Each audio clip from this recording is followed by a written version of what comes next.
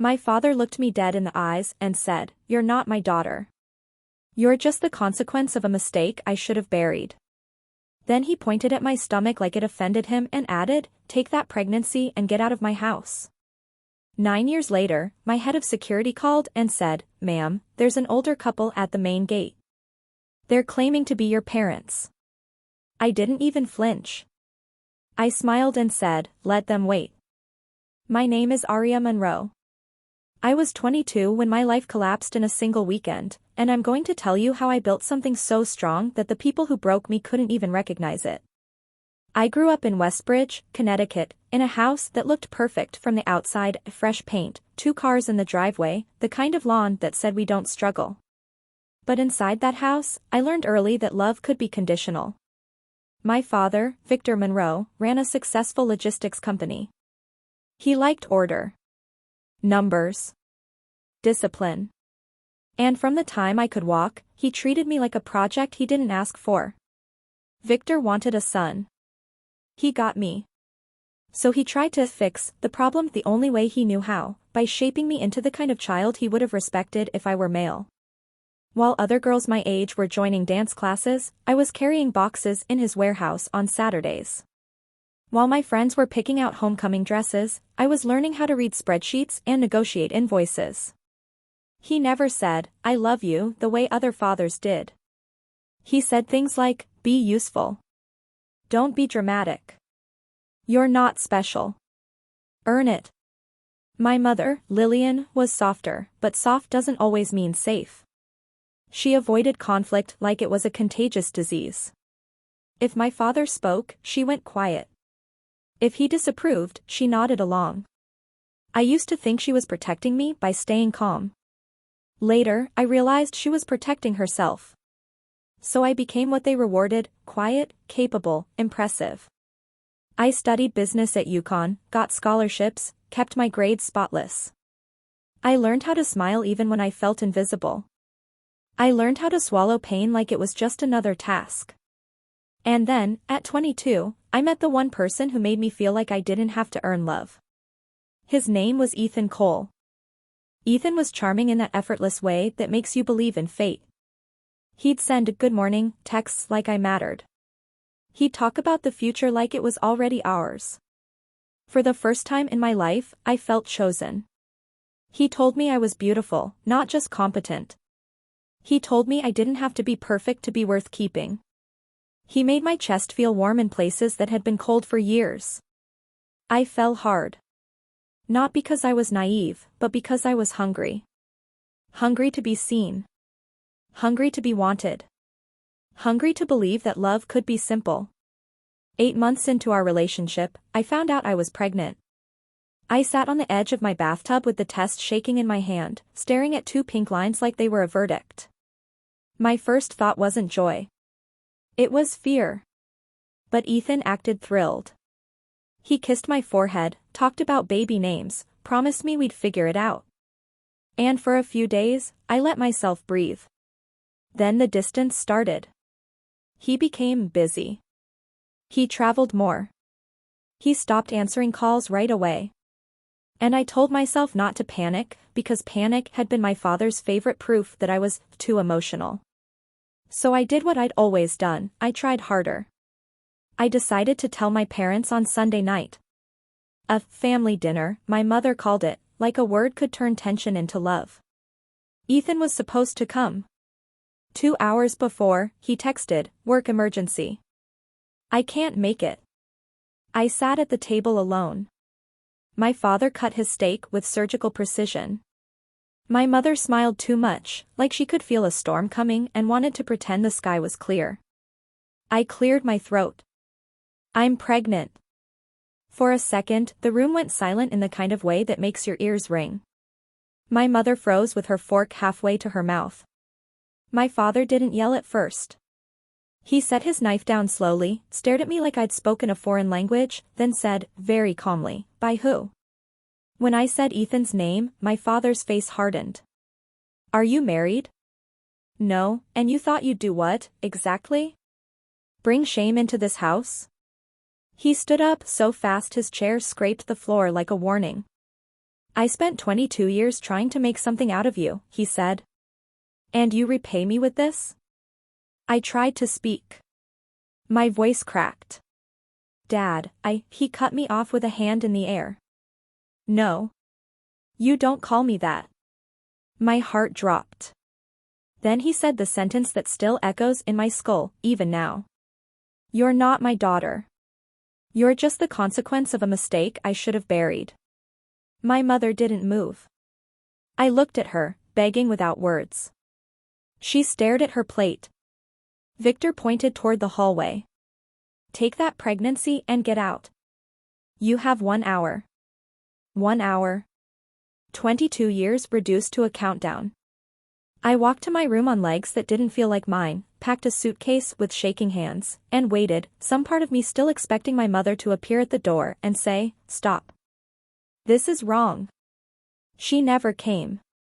I could hear the TV turn on downstairs, bright laughter from a game show, like my exile was background noise. When I walked out the front door, I didn't slam it. I didn't scream. I just left. And that was the night I learned the difference between being strong and being alone. I called Ethan from my car. No answer. I texted him, "My dad kicked me out. I need you." Nothing. I waited in a dim parking lot, staring at my phone like it was the only thing keeping me upright. 3 hours later, he finally replied. 6 words, "I can't do this. Please stop." I reread it until my eyes blurred. Then I called him again. Voicemail. Again. Again. Blocked. The next morning, I drove to his apartment. A woman opened the door. She was wearing a robe and an engagement ring that caught the sunlight like it was proud of itself. "Can I help you?" she asked. I said Ethan's name. Her smile faded. "I'm Maya," she said. His fiancé, not girlfriend. Not complicated. Fiancé, Ethan appeared behind her, eyes widening for a fraction of a second, then flattening into annoyance. Like I was a problem he didn't feel like dealing with. He stepped into the doorway and said, coldly, "Arya, you need to leave." I couldn't breathe. Maya looked between us, realizing everything in real time. "Ethan," she whispered. "Who is she?" His jaw clenched.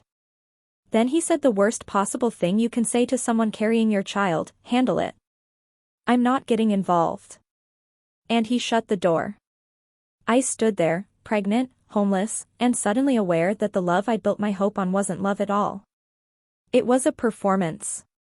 I had $612 in my account. That's it. My father had already called family friends and relatives, telling them I was unstable and making poor choices. Doors closed before I even knocked. I found a tiny room in a shared house in New Haven. The carpet smelled like damp history.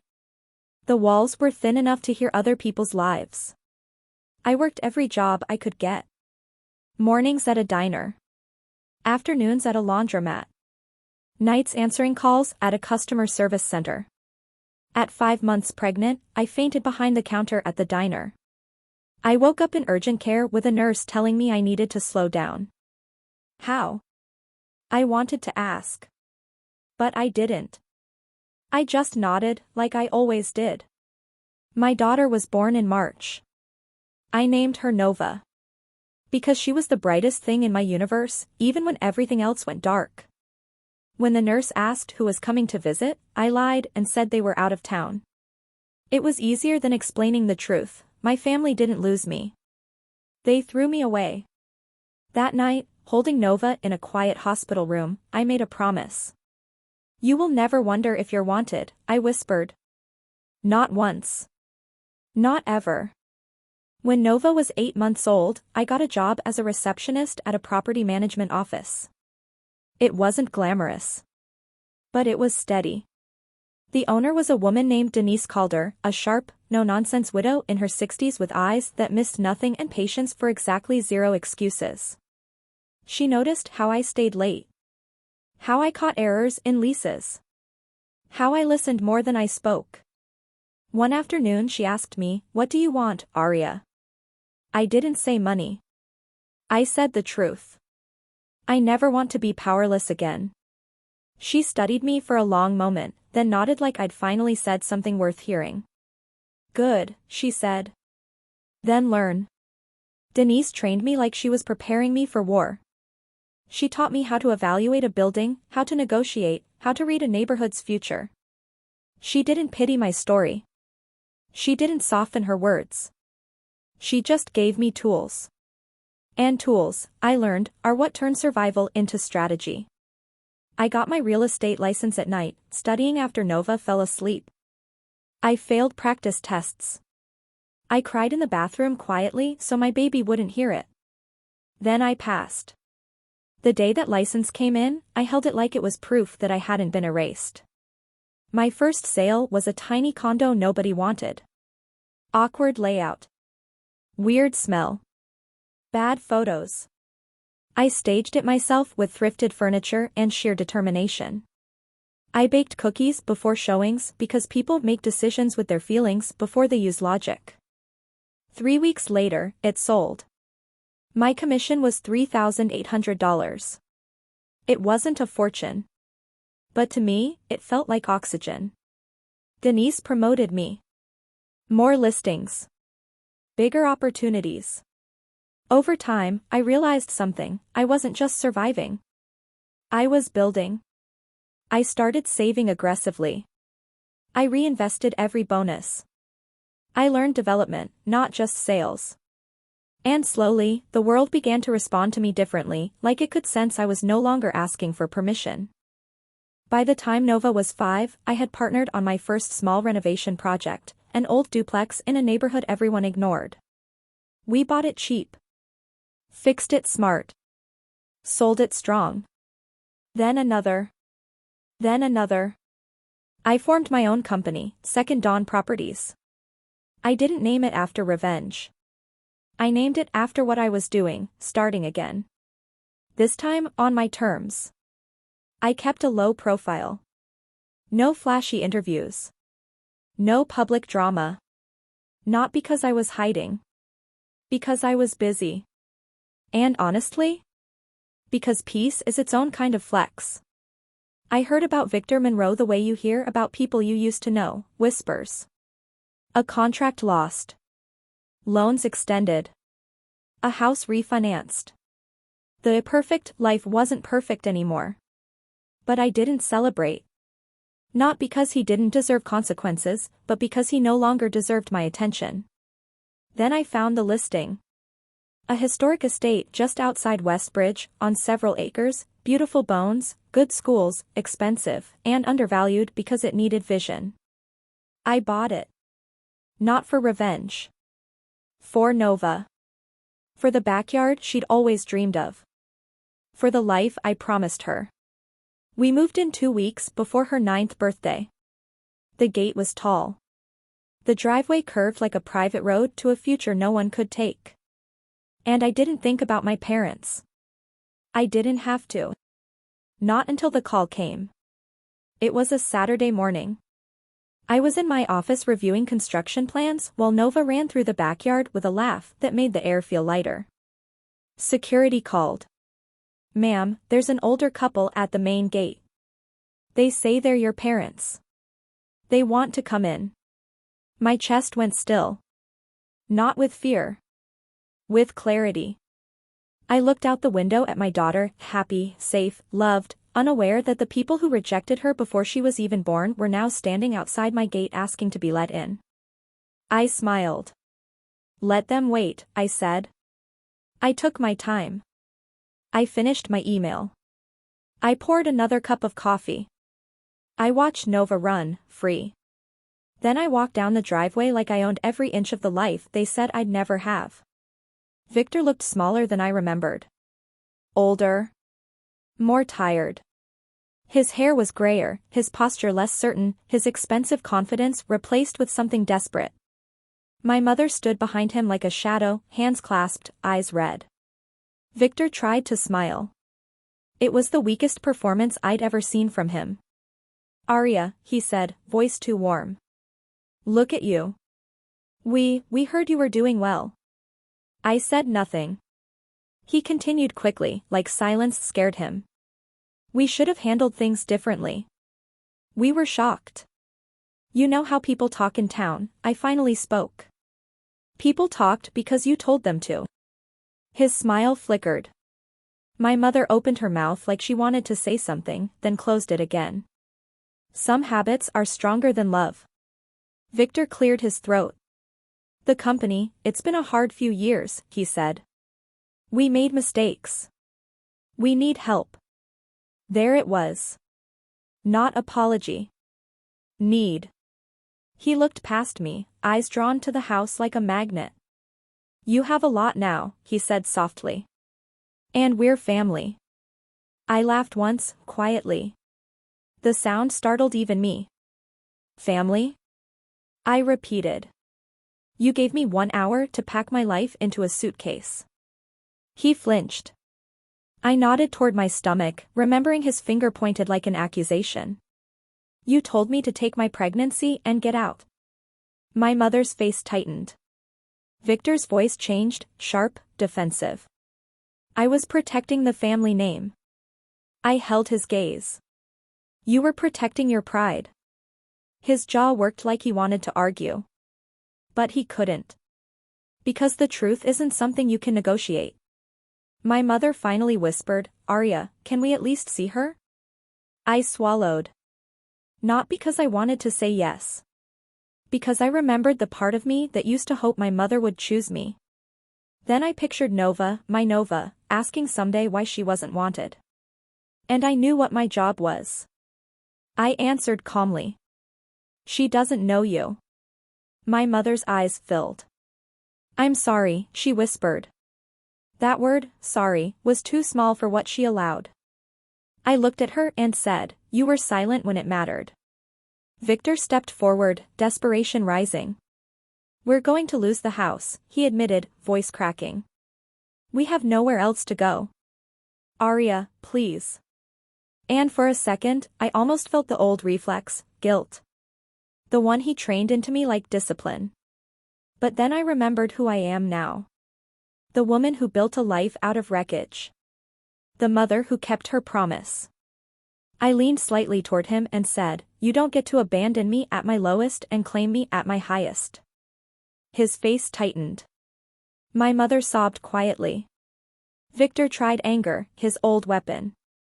You owe us. After everything we did, I didn't move. His anger had no power here. Because the gate between us wasn't metal. It was consequence. I turned toward my mother. You had a choice, I said. You always had a choice. And you chose comfort. Then I looked at my father. And you chose control. I stepped back and nodded to security. Please escort them off the property. Victor's eyes widened. You're really doing this? I smiled, soft, not cruel. I'm not doing anything, I said. I'm just not fixing what you broke.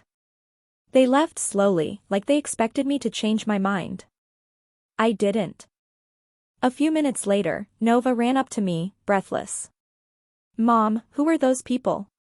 I looked down at her, bright eyes, strong voice, zero fear in her smile. I thought about how close I came to passing my pain into her life.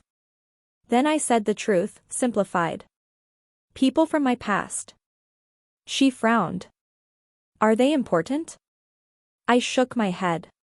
No, baby, I said. Not anymore. And I meant it. Because the best revenge isn't watching them suffer. The best revenge is building a life so full that they don't fit in it.